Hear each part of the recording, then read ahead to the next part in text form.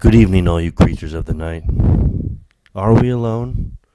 The question we have all asked ourselves at one time or another. Is there any other alien species out there in the vast abyss of the universe? We do not know if they will be friend or foe, or maybe if they could even communicate with us. While we have all pondered this question, we may have never thought how we would react if one day a new life form came to Earth. Life always has its reasons. Motives are purely universal, and monsters are in the eye of the beholder. This is It Records. And I am Matt Johnson, as always, joined with my fantastic co-host and star of the show. Oh, star of the show. Thank you. Star of the show. Peter Hansen, by the way. And this week, we watched the film Monsters, the 2010 film Monsters by Gareth Edwards. This was Pete's choice.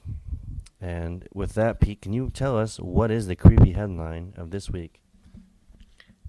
It's funny you ask, because it goes a little bit with aliens. A little bit of the truth is out there, if I will. Oh, okay. So Truth is out there. let's just start it off by saying that two FBI agents, let's call them Fox and Dana for shits and giggles.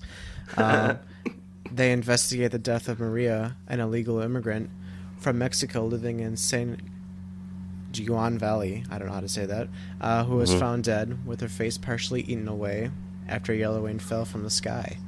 Maria was the object of the love of two brothers, Eladio and Soledad. Soledad blames his brother for her death. The migrants believe that the chupacabra was responsible for her death. Ooh. What? Dana eventually discovers that Maria was killed by a fungal growth known as Aspergillus. Don't quote me on that pronunciation. Eladio becomes infected from the fungus and returns to the camp where Maria died. Soledad wants to kill his brother, but can't do it. He accidentally kills another man. So Soledad becomes a carrier of the growth and flees with his brother towards Mexico. Jesus, man. That's an intense story. Just in case you're wondering, that is a fictional story. Oh, it's a fictional creepy headline. Okay. Yeah. It's actually a plot summary of a TV show by a little show called X-Files.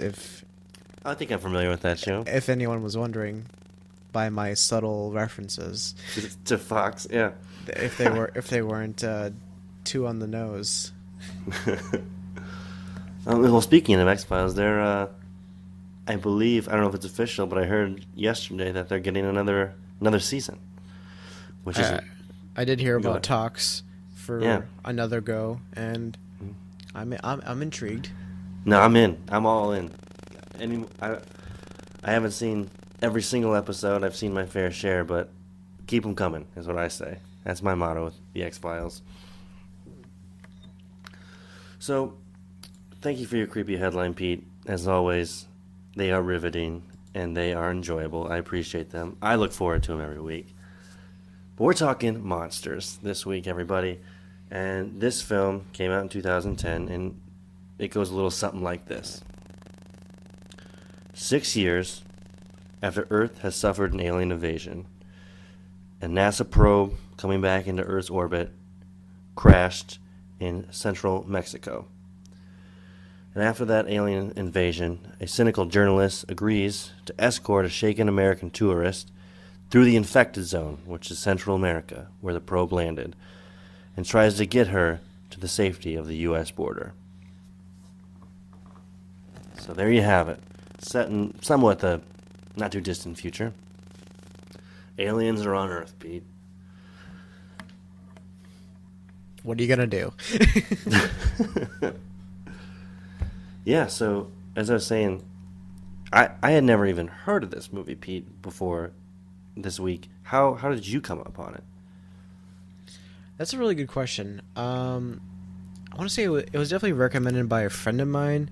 I think it was because I was really excited about Godzilla coming out in 2014. I was a huge Godzilla fan when I was growing up, and Gareth Edwards also directed that. And I think my friend is like, "Oh, you should watch his first movie, he also made a monster movie, but in a much smaller scale. So it's been on my to watch list since 2014. And this was my first go at it, actually. I put it off for 2 years. No, it's pretty crazy. And he directed this one. He also directed the Godzilla. He directed Godzilla. But he wrote this one too. This one was his work. This is his baby. His poster child, yeah. He put a lot of heart and soul into this one, because when I found out that he did the special effects himself, I was just like, fuck you. You're like, why are you so talented? Yeah, a royal fuck you. You wrote this, you directed it, and he did all the special effects from his laptop. In his apartment. Bedroom. Yeah, like, yeah. What? And for those who haven't seen it, I mean, it's a monster movie, so special effects play a large portion of the movie, or at least you have to make the special effects believable, so that it doesn't look like some hokey B-movie sort of weird creature. They're pretty badass, I'd have to say. They're not perfect, but for doing it in your laptop, kudos, Mr. Edwards. And there's like a few other scenes too that I feel like had to be CGI, like the tank. For sure. I don't know. I was like, is that tank CGI? Like, how did they get all this military equipment for under about $500,000? Like, yeah. I was like, I was trying to think how this is possible. It had to be all CGI, because I mean there was even like a blown up, a half exploded. There was the plane in the water when they were on the boat. That's clearly CGI. I mean, he made special effects for it, because there's no way they're getting that stuff for under $500,000, which was insane.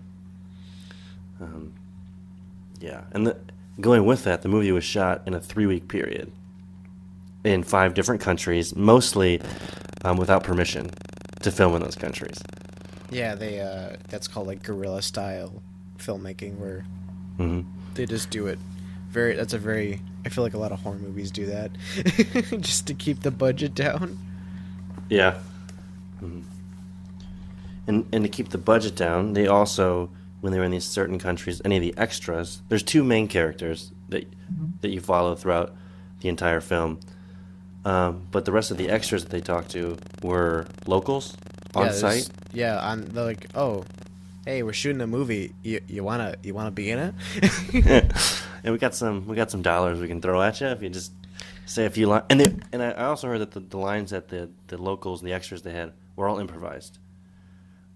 He didn't give them scripts. I mean, the 2 main characters had scripts, but then the others could improvise what they wanted to say. Yeah, I felt like there was a lot of room for improvisation, because I think even sometimes the actors were just like, oh, here's a general outline of what's happening, just because they're married couple now, but at the time they were dating.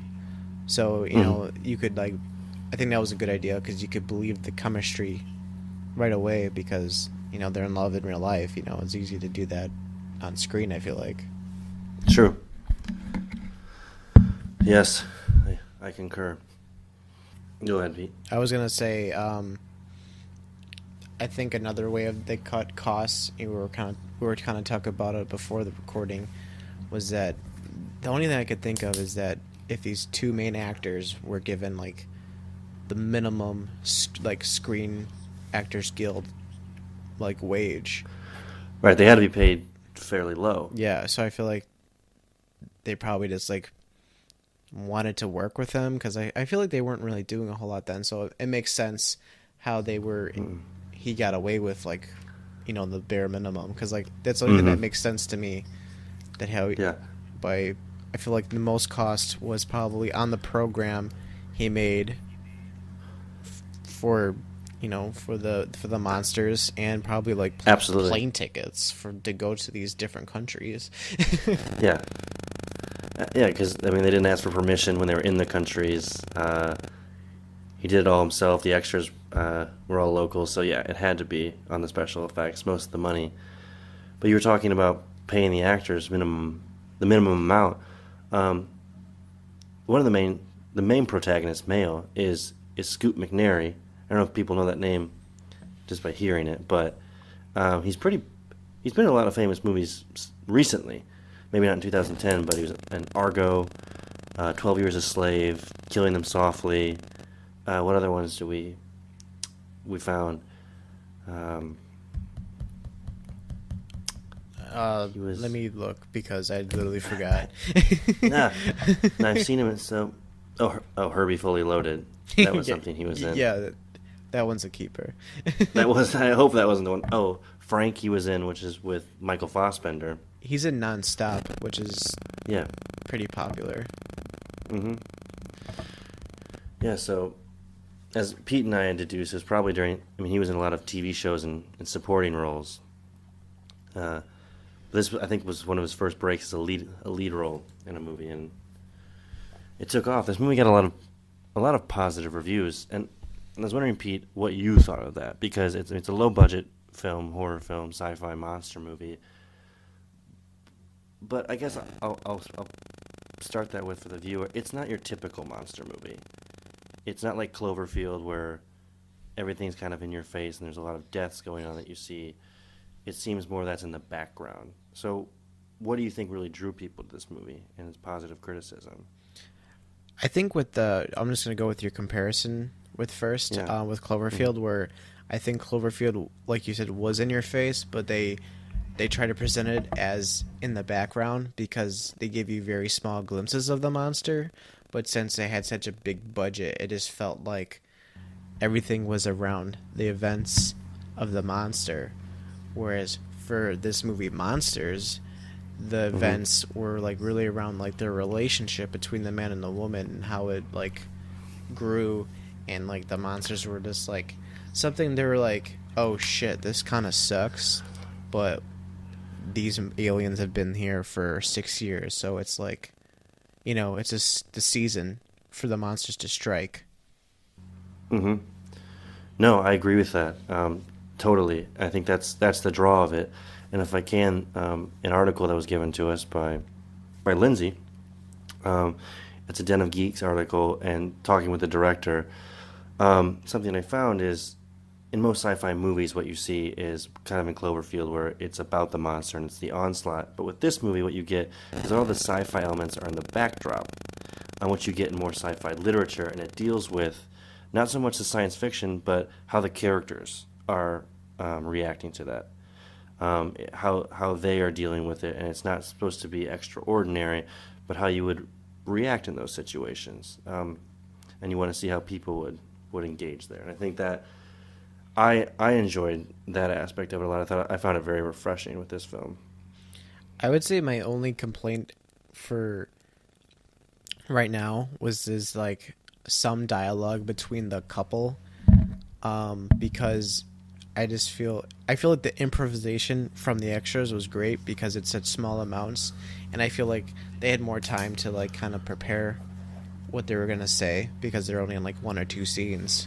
So they're like, oh, I'm gonna make it good. Like as an example, like there's a guy, like a guerrilla fighter, who's retelling his experience of seeing a monster, and he's saying, oh, it's over 100 feet tall. But he's actually talking about an encounter a relative had with a UFO, is what he's saying, apparently, in Spanish. Okay. So I thought that was, that's interesting. That he's like, I just imagine he's all excited to be in a movie. He's just like, I'm going to tell about my brother or my cousin, whoever his relative was, about his UFO encounter. Yeah. And then they'll change the dialogue to fit the script later on. Yeah. Yeah. Yeah, it's true. Whereas the main characters, sometimes the dialogue, it just felt odd. A couple points. Mm-hmm. Where, like, I feel like if there was, like, a strong script, it could have been really amazing. Where, like, it was still good, but I feel like if it had a strong script, it would have been fucking phenomenal. Yeah, I would get on board for that. I'm trying to think of a specific instance, but there was some cringeworthy, I guess, in dialogues between the two of them that just seemed too far-fetched. Not far-fetched, I guess, but it just seemed off-kilter. I think it's just And maybe it's just hard to improv. I just think some people Mm-hmm. can do it, some people can't, and I mean, they were probably able to practice a lot and able to get one of the better stuff, on other takes, but that probably wasn't always the case. True. It's a tough job, Pete. Speaking of, this is a monster film. It's called Monsters. Kind of puts it right out there for you. They're kind of in the backdrop the whole time, but then you see them towards the end and scatterings here and there. What did you think of them, Pete? What did you think of the design or the way they looked? At first, I thought there were like more than one design because I remember only seeing like an octopus like creature in the beginning with like an airstrike, and I was like, oh, I thought this movie was gonna be very limited showing of the monsters, and this is how it opens up. This is Opening scene. It's this huge thing. This is awesome. And then and then they were building up stuff with the two main leads, which I thought was good. So I was like, oh, if they have that and more shit like that, this movie is gonna be fucking good. But that's where it disappointed me. Whereas I don't know, maybe it was good that I wanted more from the monsters, but I just feel like I just wanted to know more. And I know there's a sequel, but I feel like since it's not done by Gareth Edwards, it's probably pretty shitty. I'm just gonna just assume. I think that's a fair assumption. Yeah.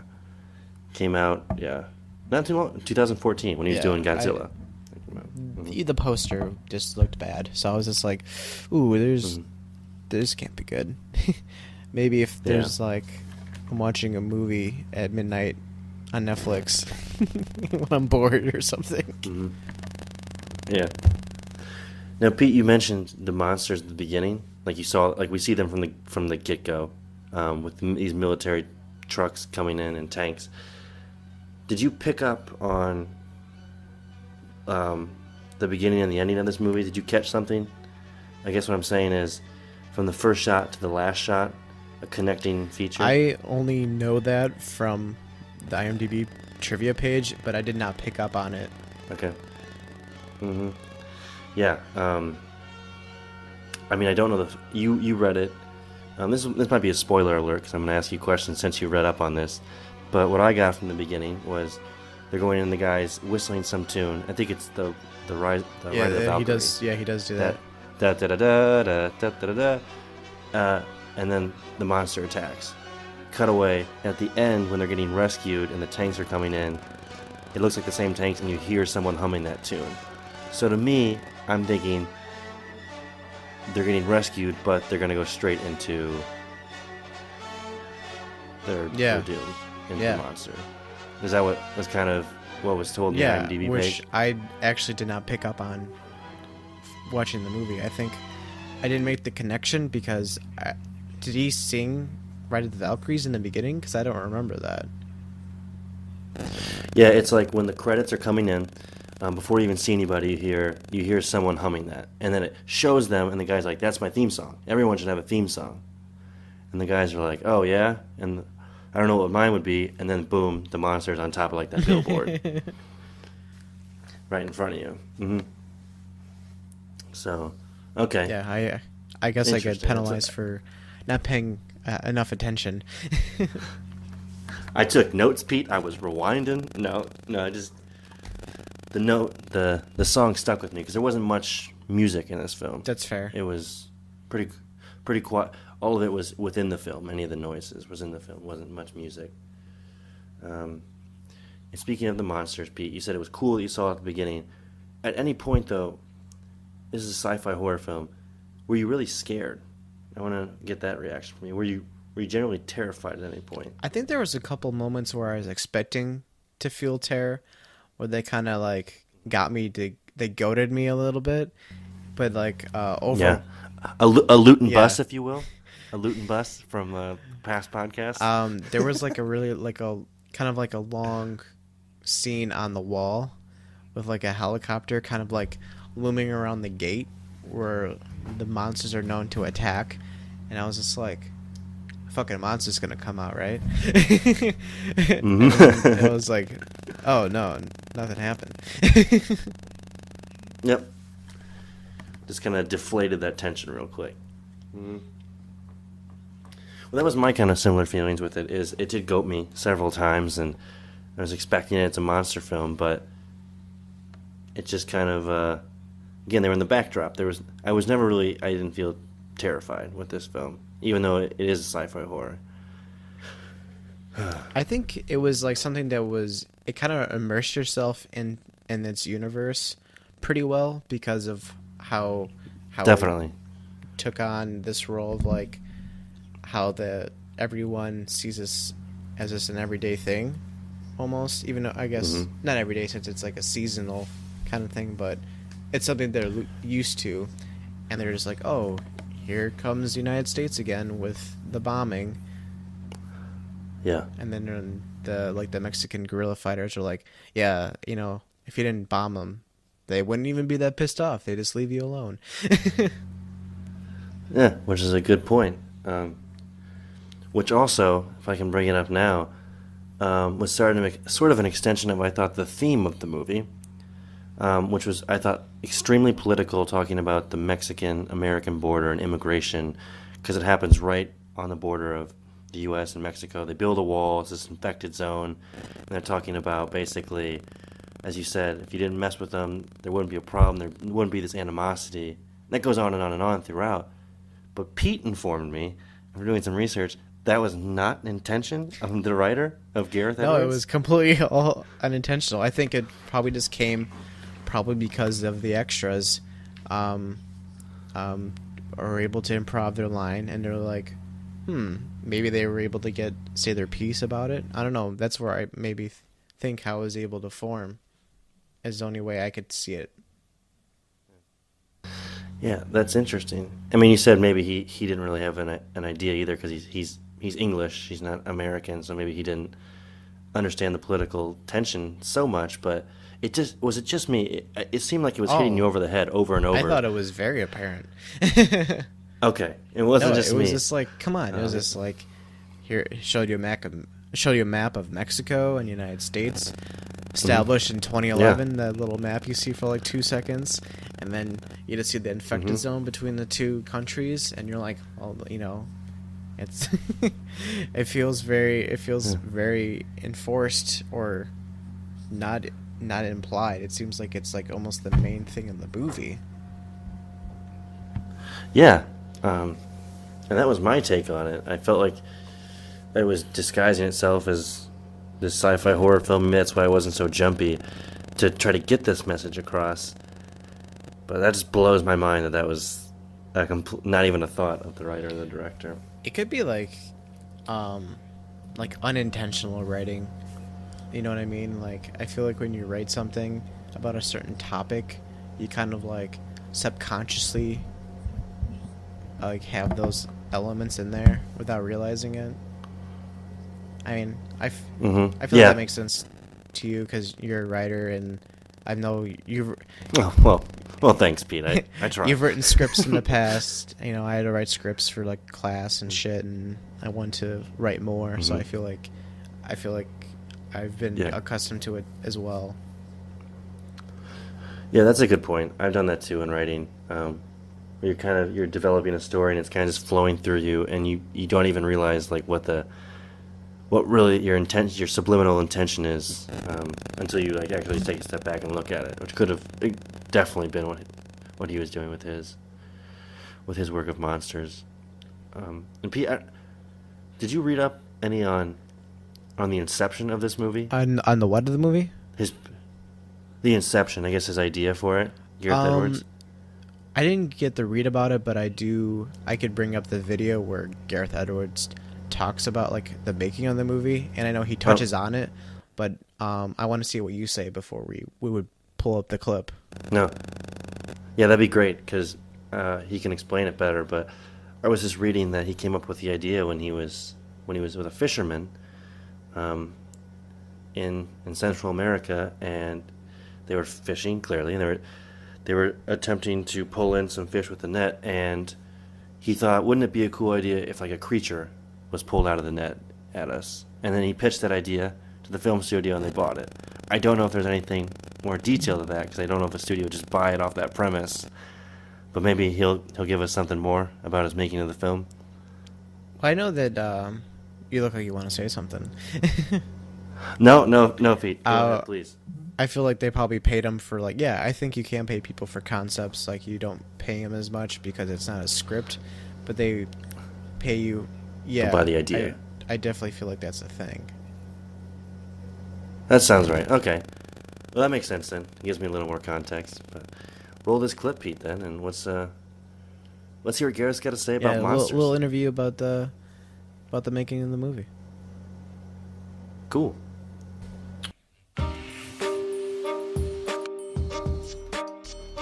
I'd never pictured making films the way we made Monsters when I was a kid. I always pictured movies with dolly shots, with jibs and quite specific kind of camera moves. Okay, let's get the other side of that. All filmmaking is fake. So as a filmmaker, what you're always striving to do is embed it in as much reality as possible. What is that? And with Monsters, our goal was to create this world that felt very believable.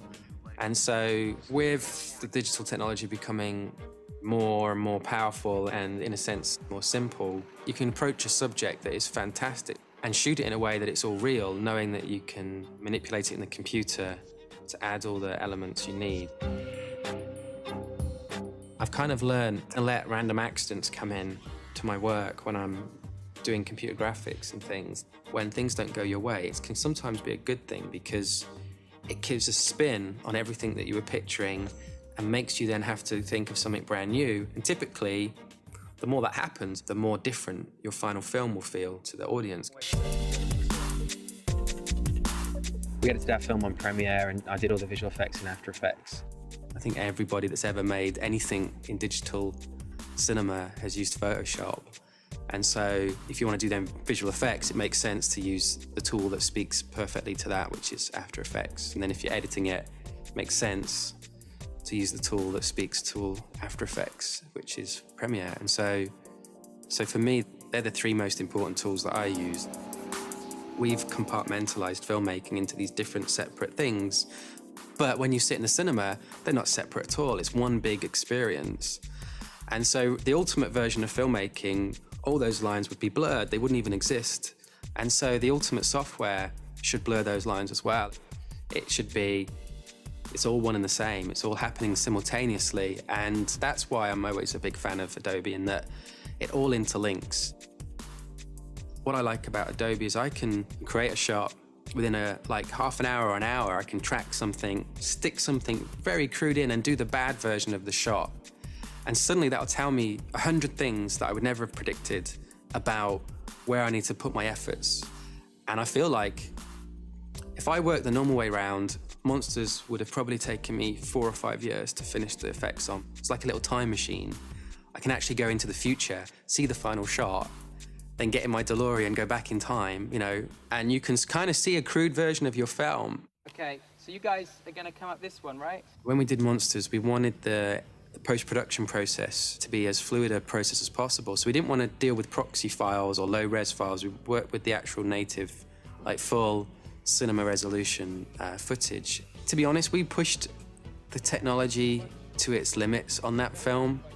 But what I'm really pleased about is that I've been opening the same projects in Premiere 5.5 and the editing is so much more fluid now. Everything plays back, it's exactly how it should. The improvement is pretty astounding compared to CS4, what you get in 5 and 5.5 now.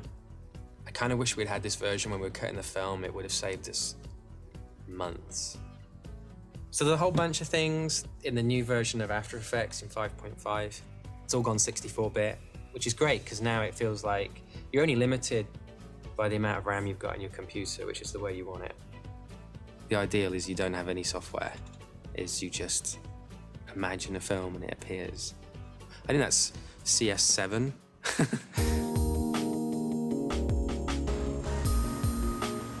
One of the great things about 5.5 is that it comes with warp stabilizer. What it essentially does is it takes handheld footage or footage that's just a bit wobbly or not as perfect as it should be, and through the magic of some math that I don't understand, you can press a button and it'll kind of stabilize the whole shot.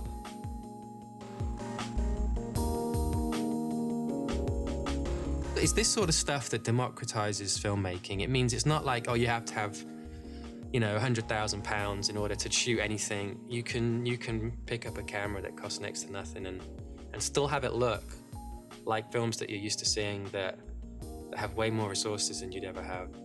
I mean, it's quite frightening, really, how easy some of this stuff is, because I'm a bit worried about the competition now.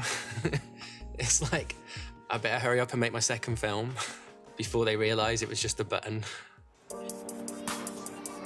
It's never been a better time, I think, to be an aspiring filmmaker, in that you've got this amazing distribution company called the internet that you can go off, you can make a short with all these tools, and you can edit them on a computer and create whatever effects you want, stick it on the internet, and tomorrow morning Hollywood can sit and watch it, and they do. What's so reassuring about the state we're in at the moment is that, you know, even if Hollywood don't come and they don't call and you don't get that job, it doesn't matter, because you have the tools to make a great film right now. You can go make a movie without Hollywood. Cool. Thanks for that, Pete. That was really insightful. But now I think we're running to the time where we usually end our episodes with a classic Defend or Destroy for this film. And Pete, I'm going to give it to you first. Would you defend or destroy Gareth Edwards' 2010 Monsters? Well, taking that monsters destroy things, I'm going to say that I defend it. Okay. Like this wall, like the wall between the two countries. Oh, man. Getting deep, both physical and metaphorical. I like it. Pete. Made it up all on the spot.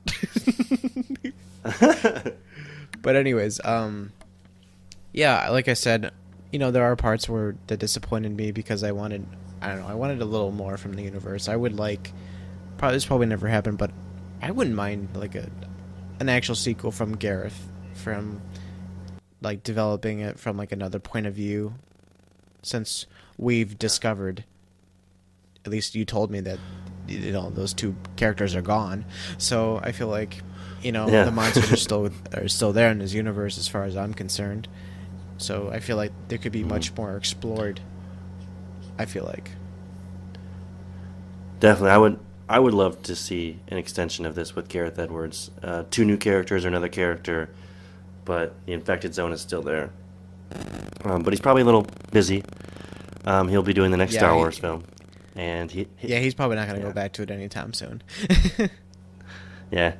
And yeah, especially when you have the power to drop out of Godzilla 2 and just be like, "No, I'm good. I'm going to go do Star Wars." He won't be back there anytime soon. I hope he has some kind of influence on the Godzilla 2 movie. Dude, me too. But we'll see. He's big hot shot now. Big hot shot Star Wars guy. Making all that Disney money. Oh God, yeah. I bet he's ringing it in, reeling it in. But for me though, with this movie, I'm gonna full-heartedly defend it. I had no idea what it was going into it. Peter introduced me to it.